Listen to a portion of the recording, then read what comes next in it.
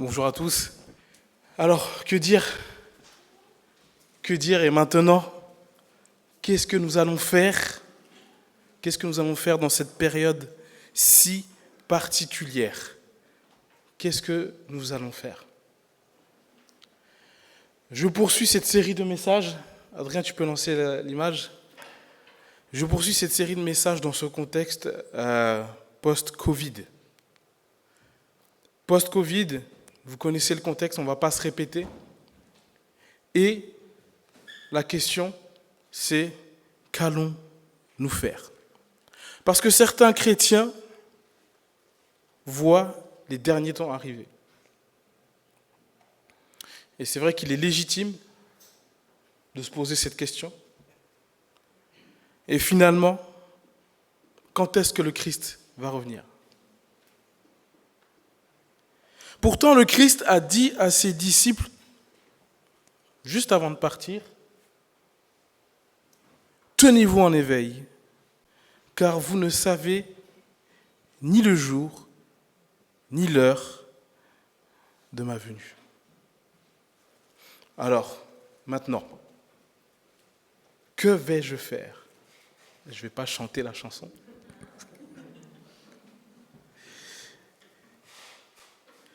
Maintenant,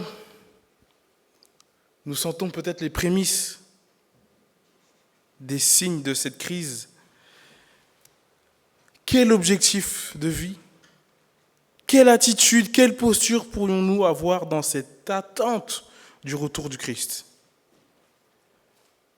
Car visiblement, il y a un danger d'endormissement. Il y a un danger de s'endormir et Jésus le précise en fait avant la fin de son parcours sur terre. Et Jésus avertit ses disciples de certains signes de la fin des temps. Alors, il y a un chapitre assez célèbre de Matthieu 24, que peut-être certains connaissent, où Jésus prépare un peu le terrain et décrit le contexte.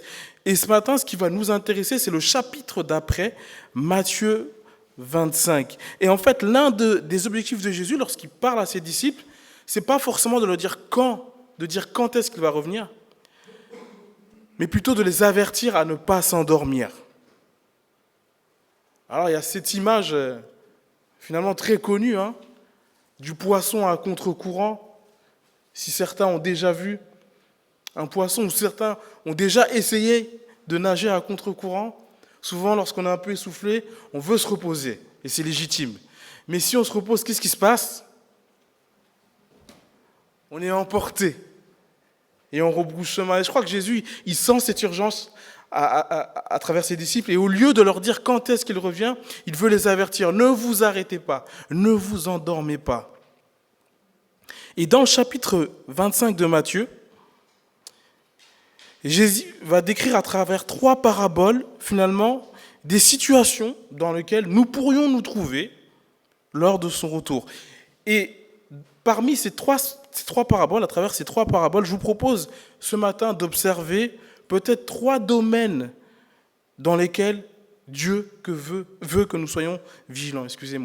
3 domaines dans lesquels Dieu veut que nous soyons vigilants. Premièrement, peut-être sur l'entretien de notre foi. Alors j'en ai parlé la dernière fois, mais je vais poursuivre un peu plus loin. Deuxième point, Dieu nous a donné des ressources. Alors peut-être que nous pourrions être vigilants dans la gestion de ces ressources. Et troisième point, notre élan de solidarité, parce que finalement ces ressources, elles servent bien à quelque chose. Alors commençons l'entretien de notre foi, l'entretien de ma foi, qui est abordé à travers une parabole, la parabole des 10 vierges. Et je vous propose de survoler très rapidement le contenu de cette parabole. Et pour rappel, dans la tradition juive de l'époque, en fait, l'un des points culminants des noces se situait lorsque l'épouse entrait dans la maison de l'époux et devient membre de sa famille. Et l'une des coutumes veut que l'époux aille chercher l'épouse en cortège avec des lampes, de la musique et des chants. À quelques jours, j'étais sur Paris et tout d'un coup, j'ai entendu des klaxons, des cortèges, voitures de sport, toutes les marques que vous pouvez voir. Et je dis, oh, mais qu'est-ce que c'est que ça? Et j'ai vu qu'il y avait ce cortège qui accompagnait le couple. Vous avez déjà vu ce genre de cortège? En plus, donc, des fois, dans certains contextes, les jeunes sont très contents d'aller louer une très belle voiture et vous les voyez là, où fenêtre ouverte, en train de klaxonner, faire la fête, etc. C'est pas la finale de la Coupe du Monde, non, c'est juste un cortège de mariage. Et je pense que ces gens ont dû préparer leur cortège, leur carte bleue pour aller louer les voitures, je ne sais pas. Mais il y a une préparation. Ils ont préparé leur cortège, les voitures, pour accompagner la mariée. Et ici, les 10 vierges doivent préparer non pas des voitures, mais des lampes pour accompagner le marié. Et visiblement, dans cette parabole, il y a 10 filles. Il y a 10 filles, et parmi ces 10 jeunes filles, ces 10 vierges qui attendent l'époux pour participer aux noces, Jésus distingue 2 groupes de jeunes filles. 5 d'entre elles sont insouciantes, tête en l'air, folles, dit le texte. 5 autres sont prévoyantes, sages, dit le texte. Et la différence entre ces 2 groupes réside dans la préparation, dans l'attente. Visiblement, les 5 jeunes filles insouciantes n'ont pas prévu assez de réserve d'huile pour tenir leur lampe allumée. À minuit, un cri annonce l'arrivée du marié, et les 5 filles insouciantes ou folles demandent au fils sage de leur passer de l'huile, mais impossible. Il n'y aurait pas assez d'huile pour tout le monde.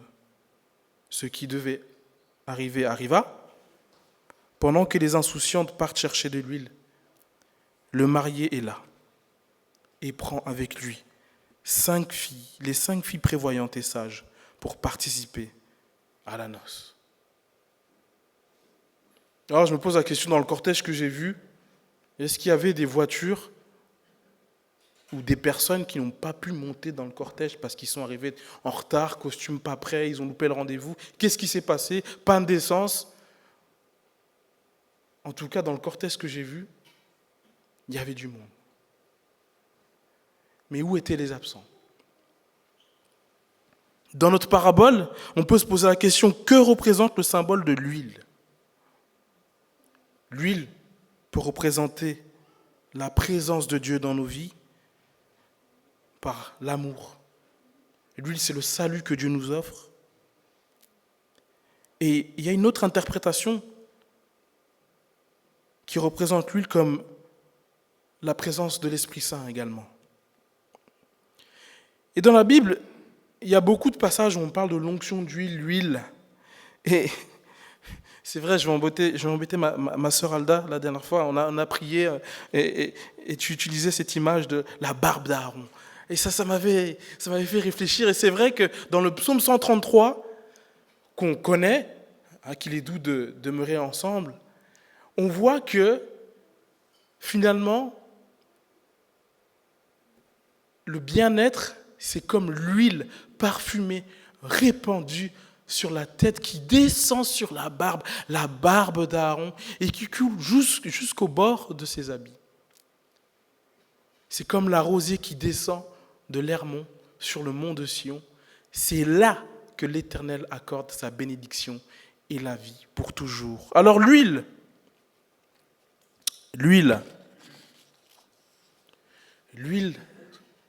le Seigneur veut que l'huile coule. Et dans certains passages, comme pour les 10 vierges, il y a une notion presque d'abondance, en tout cas de quantité.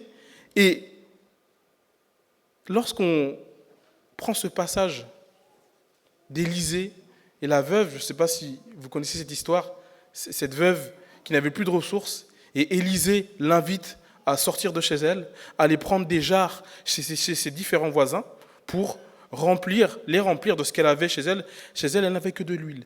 Et dans ce passage, on voit que, voilà, Élisée dit, va donc emprunter chez tous tes voisins autant de récipients vides que tu pourras. Puis tu rentreras chez toi, tu fermeras la porte sur toi et sur tes fils, tu verseras de l'huile dans tous ces récipients. et tu les mettras de côté à mesure qu'ils seront pleins. » La femme le quitta et fit ce qu'il lui avait dit. Elle ferma la porte sur elle et ses fils. Ceux-ci lui présentaient les récipients et elle les remplissait. Je ne sais pas combien les fils ont ramené de récipients. En tout cas, il est dit que lorsqu'ils furent tous pleins, elle dit à l'un de ses fils, « Passe-moi encore un récipient !» Mais il lui répondit, « Il n'y en a plus. » Au même moment, l'huile s'arrêta de couler. Donc le Seigneur, miraculeusement, a fait couler l'huile chez cette veuve.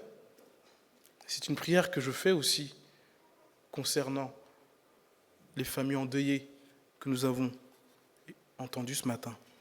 Que le Seigneur puisse remplir de sa présence les souffrants.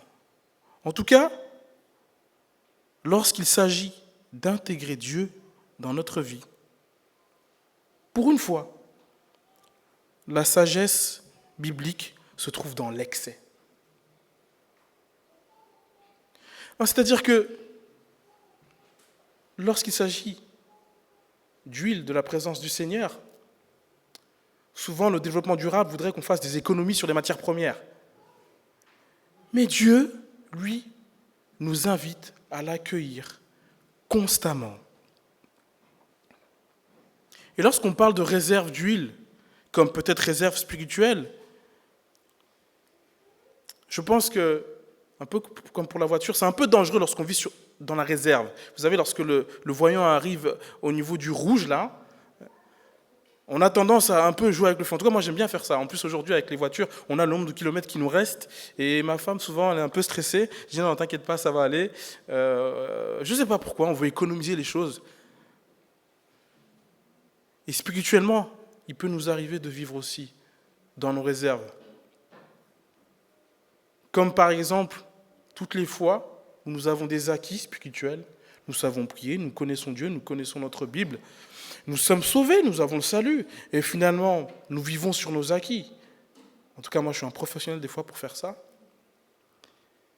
Sauf qu'à un moment, la réserve est terminée. Et arrive la crise. Pourquoi ?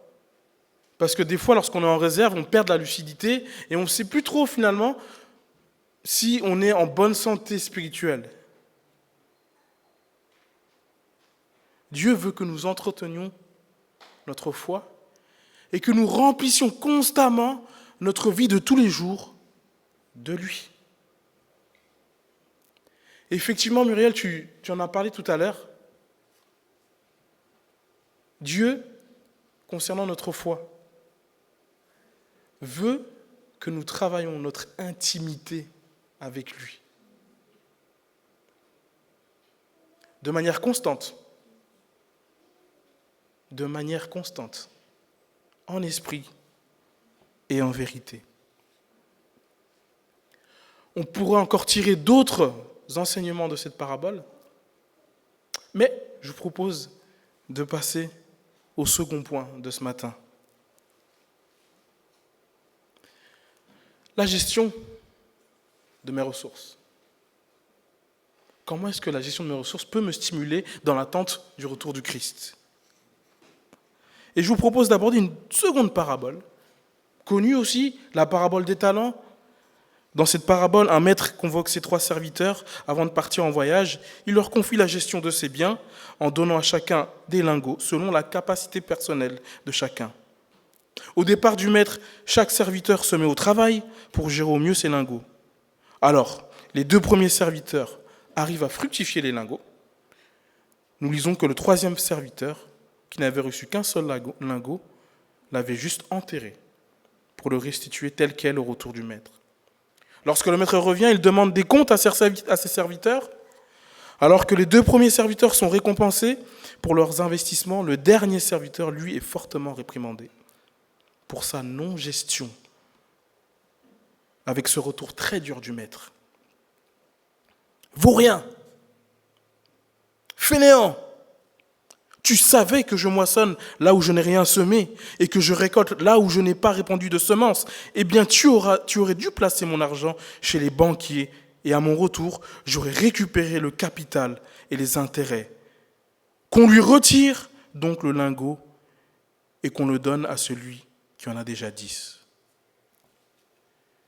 Aïe, aïe, aïe.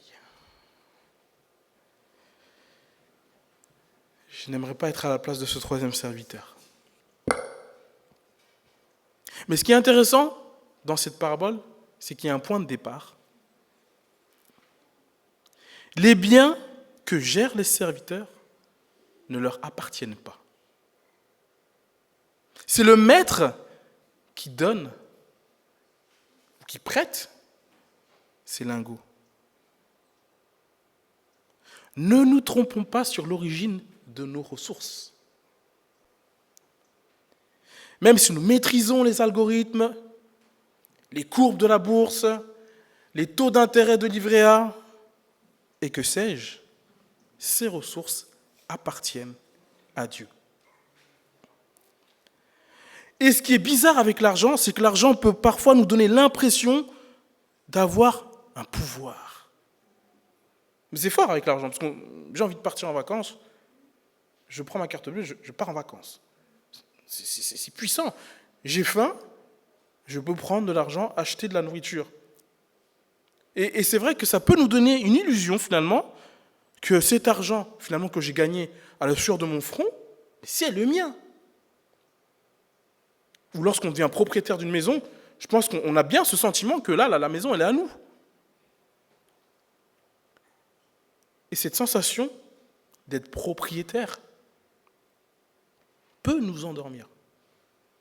Elle peut nous endormir sur une réalité que ce que nous avons sur terre appartient à Dieu. Et ça change tout de se rappeler de cela. On en viendra après. Un autre point dans cette parabole, c'est que finalement, il y a diversité de ressources données selon les capacités de chacun. Donc, on va casser un suspense. Ça ne sert à rien de regarder mon voisin sur ce qu'il a, parce que peut-être que lui, sur une donnée financière, il est mieux que moi, mais finalement, moi, j'ai une autre ressource, qui peut être la santé, qui est mieux que lui. Donc, finalement, là où le monde veut nous diviser par ce que nous avons, par la comparaison, Dieu nous invite à accepter ce qu'il nous donne selon des parts différentes à chacun. Donc, en fait, nous pouvons être totalement en paix lorsque nous nous regardons les uns les autres sur ce que nous possédons. Quelles que soient les ressources, l'objectif est le même. Faire fructifier.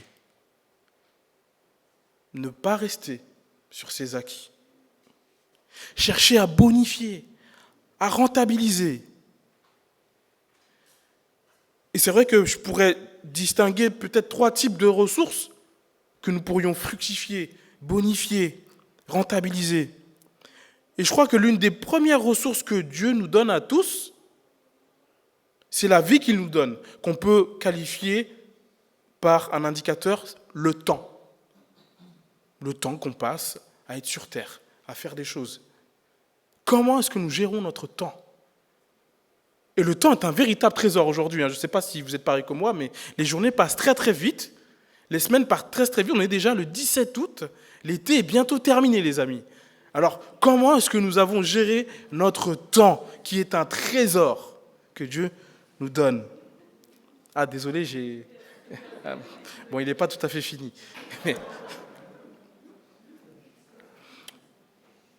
Deuxième ressource que Dieu nous donne, que nous pouvons fructifier, c'est ce que nous sommes, nos capacités. Dieu nous a donné des qualités, des dons de caractère, relationnel, de logistique. Que faisons-nous de ces ressources ? Et je crois que se mobiliser pour gérer nos dons, ça demande beaucoup d'efforts. Troisième type de ressource, l'argent. L'argent est une ressource que nous avons tous à différentes mesures. Alors pour rentabiliser ces ressources, il est intéressant d'abord, premièrement, de les repérer. De les repérer. Alors, pour l'argent, c'est facile, hein.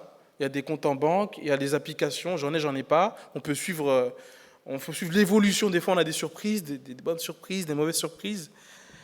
Mais pour les autres ressources, c'est pas si simple que ça. Est-ce que j'arrive à repérer le temps de qualité que j'ai à ma disposition? Est-ce que j'ai le temps de repérer le temps?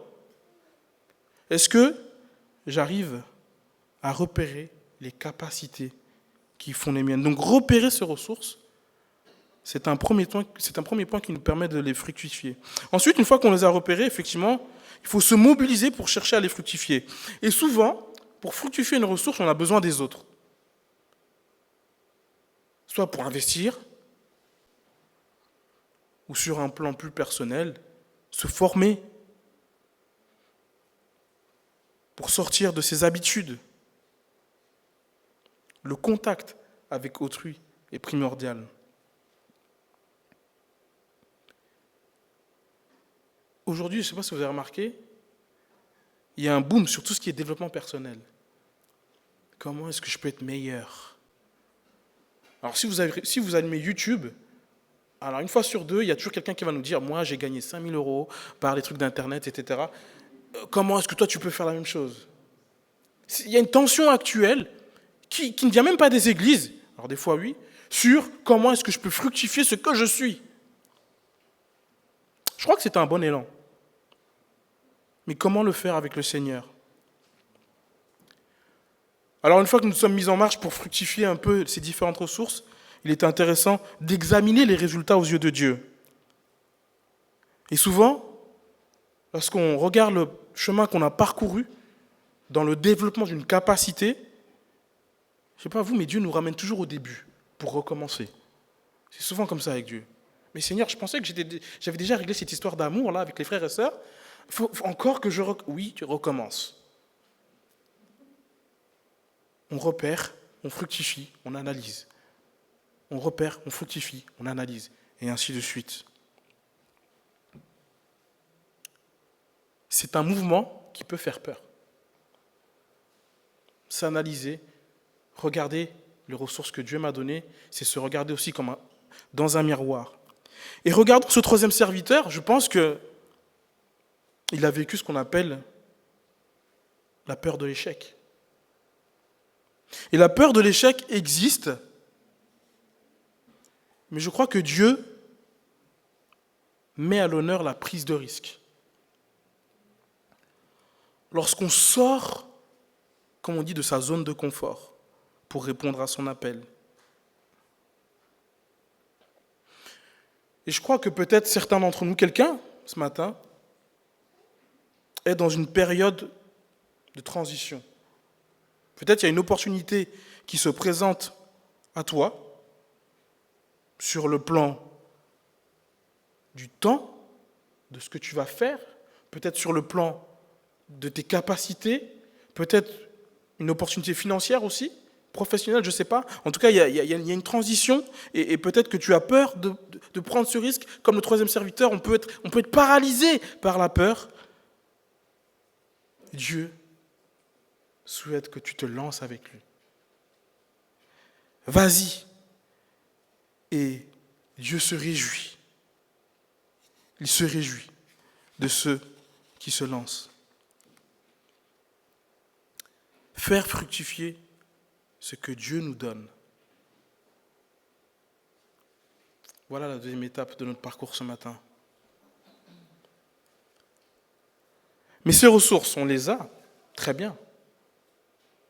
Mais à quoi servent-elles? Et c'est vraiment intéressant le déroulement de ces trois paraboles. C'est comme s'il y avait vraiment un cycle. Voilà, Dieu nous donne quelque chose, on le met en travail, on le fructifie, et ensuite, troisième parabole, il y a une finalité. Comment est-ce que je gère mon élan de solidarité? Comment est-ce que je gère ces ressources pour autrui? Et notre troisième parabole, nous parle directement du jugement dernier. Lors du retour du Fils de l'homme, il divisera les peuples en deux groupes, comme pour faire un tri. Il dira à l'un des groupes, « Venez, vous qui êtes bénis par mon Père, prenez possession du royaume, car il a préparé pour vous depuis la création du monde. Car j'ai eu faim et vous m'avez donné à manger. J'ai eu soif et vous m'avez donné à boire. J'étais un étranger et vous m'avez accueilli chez vous. J'étais nu et vous m'avez donné des vêtements. J'étais malade et vous m'avez soigné. J'étais en prison et vous êtes venus à moi. Vraiment, je vous l'assure, chaque fois que vous avez fait cela à l'un de ces plus petits de mes frères, c'est à moi-même que vous l'avez fait. » Plus tard, à l'autre groupe, le maître dira, « Retirez-vous loin de moi, vous que Dieu a maudit, et allez dans le feu éternel préparé pour le diable et ses anges. Car j'ai eu faim, et vous ne m'avez rien donné à manger. J'ai eu soif, et vous ne m'avez rien donné à boire. J'étais étranger, et vous ne m'avez pas accueilli chez vous. J'étais nu, et vous ne m'avez pas donné de vêtements. J'étais malade et en prison, et vous n'avez pas pris soin de moi. Vraiment, je vous l'assure, chaque fois que vous n'avez pas fait cela à l'un de ces plus petits, c'est à moi que vous avez manqué de le faire. » Personnellement, cette parabole, elle me met en grande difficulté. Et quand je lis cette parabole, c'est vrai, je suis découragé parce que je crois que je n'ai pas l'élan naturel de solidarité. Mais j'ai toujours quelqu'un en tête qui m'inspire, quelqu'un que j'ai vu, qui me dit « Ah, j'aimerais bien être comme lui ».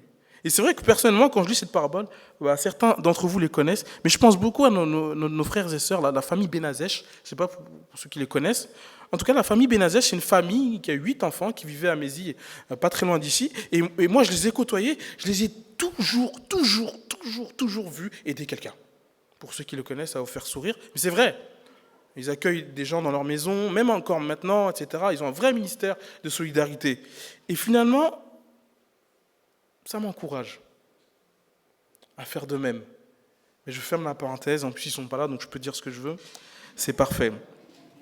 Dieu nous donne des ressources et il se réjouit quand nous les faisons fructifier, nous voulons le voir. Il se réjouit car dans son plan, il ne souhaite pas que cette ressource reste une finalité en soi. Avoir du temps, de l'argent, des qualités, ce n'est pas ça le but. La question, c'est plutôt comment on les utilise. Comment on les utilise.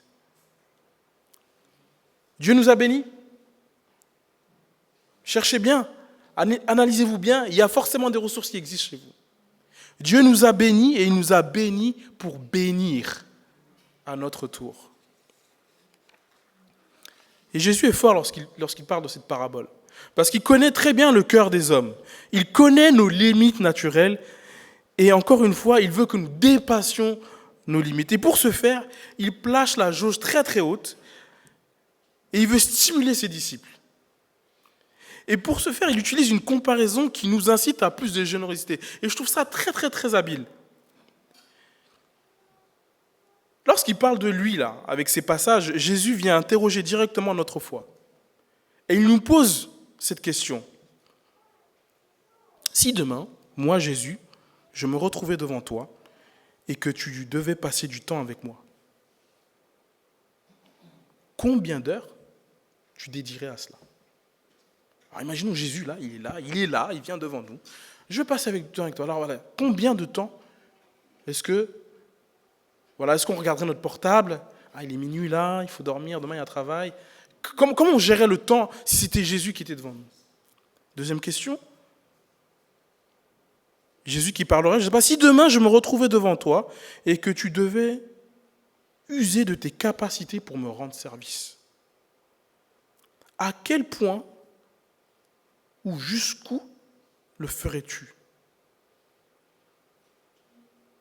Jusqu'à quelle limite tu travaillerais tes capacités pour me servir directement parce que je suis devant toi et c'est moi que tu sers?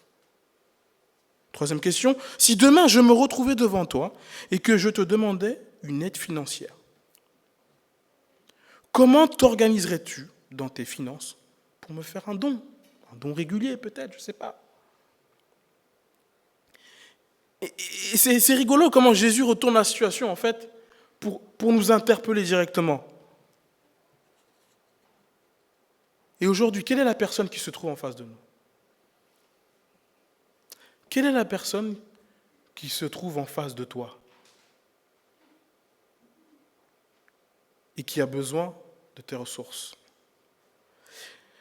Et c'est très difficile parce qu'en ce moment, je navigue là en vous parlant de cela sur deux frontières. Enfin, sur une frontière. Je ne veux pas entrer dans la culpabilité. C'est pas ça le but. Hein. Et je pense que lorsqu'on lit cette parabole, on peut vite entrer en culpabilité. Quoique la culpabilité est bonne pour se repentir. Mais je crois que Jésus, il veut plutôt nous encourager. Tu m'aimes? Eh bien, si tu fais du bien à ceux qui sont autour de toi, c'est comme si tu le faisais à moi. Alors vas-y. Vas-y à fond. Il y a peut-être quelqu'un autour de toi, en ce moment, que tu as du mal à honorer. Il y a peut-être quelqu'un autour de toi, en ce moment, qui a besoin de tes ressources et que tu ne veux pas servir. Et c'est exactement dans ce type de situation que nous devons voir notre interlocuteur, qui peut-être nous agace, que l'on méprise. On doit le voir comme Jésus, comme si c'était Jésus.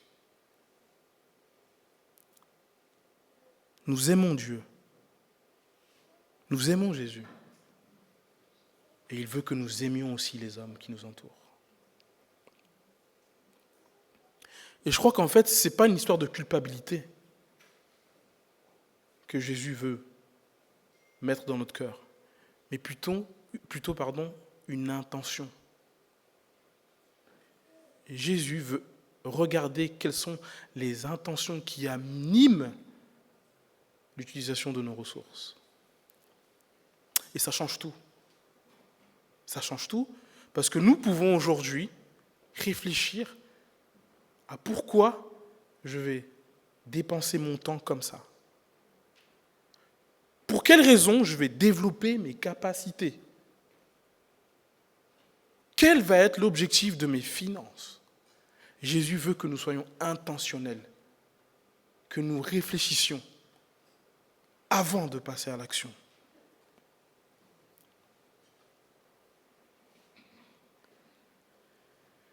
Alors, qu'est-ce que Dieu veut que nous faisions en attendant son retour? Souvenez-vous le danger du poisson. Le danger, c'est de rester immobile. Le danger,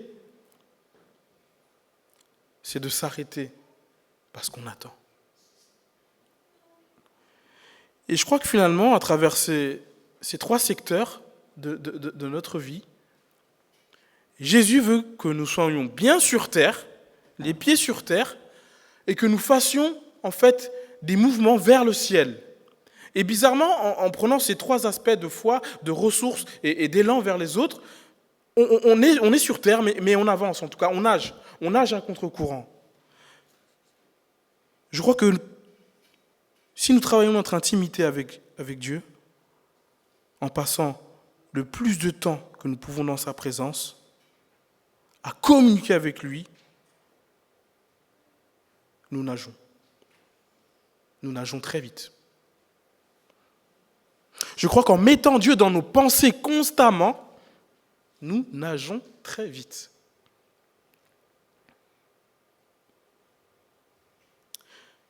Idem, nous pouvons être heureux au lieu d'être peureux face aux différentes opportunités qui s'offrent à nous. Et cette joie, cette reconnaissance nous pousse à nous mettre en route, à fructifier, à bonifier ce que Dieu nous a donné. Et ça, c'est une dynamique qui nous fait nager, pour reprendre toujours l'image, qui nous met en mouvement. Le courant aura beau souffler,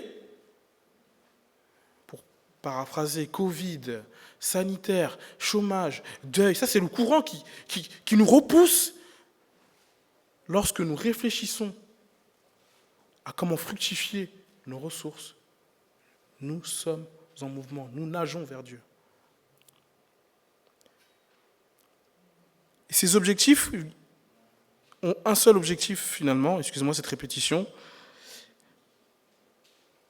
rendre gloire à Dieu. Rendre gloire à Dieu. Et nous avons l'occasion d'aider et servir ceux qui nous entourent comme s'ils étaient Jésus en personne, avec la meilleure des intentions pour rendre gloire à Dieu. Et là, il y a un message qui est très intéressant finalement, c'est que nous pouvons être décomplexés de mettre nos ressources, d'avoir même des ressources, de montrer nos ressources, si nous les utilisons pour la gloire de Dieu. Et c'est rigolo comment Jésus, à travers ces 3 paraboles, il nous met, comme on dit, les pieds sur terre mais la tête au paradis, quoi. Parce qu'il y a 2 objectifs, quoi. Parce que nous faisons sur terre, nous préparons déjà notre esprit à vivre le paradis.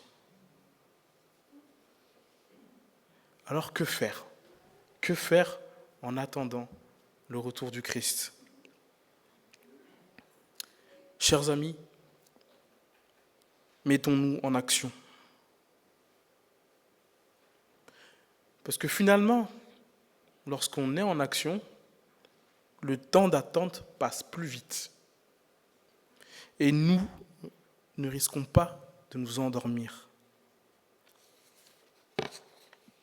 Le fait d'être en mouvement vers le Seigneur, c'est un processus plus que salvateur. Mais ce processus a un point de départ. Muriel en a parlé au début, dans sa présidence, et c'était l'objet de notre premier point. Ce point de départ, c'est une rencontre personnelle avec Jésus. C'est le point de départ. Et je repense toujours à ces différences entre ces cinq filles folles et ces 5 filles prévoyantes. Quelle est la différence ?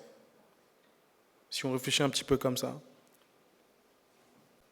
Je crois que les 5 sages avaient saisi et avaient rencontré personnellement Dieu. Plus que ça, elles avaient travaillé leur intimité. Ce point de départ nous aide à gérer nos ressources et à en faire un bon usage. Je prie, Seigneur, qu'aujourd'hui puisse être un jour de rencontre pour ceux et celles qui veulent apprendre à te connaître. Je prie aujourd'hui, Seigneur, que ça puisse être un jour de plus où nous laissons l'huile de ton esprit se déverser en nous pour entretenir notre lampe en attendant ton arrivée. Seigneur, que nos vies changent, que des fruits de ton action poussent en nous. Seigneur, que tout ce que nous faisons et pensons puisse te faire rayonner auprès des autres. Nous t'aimons, Seigneur, et nous t'attendons. Amen.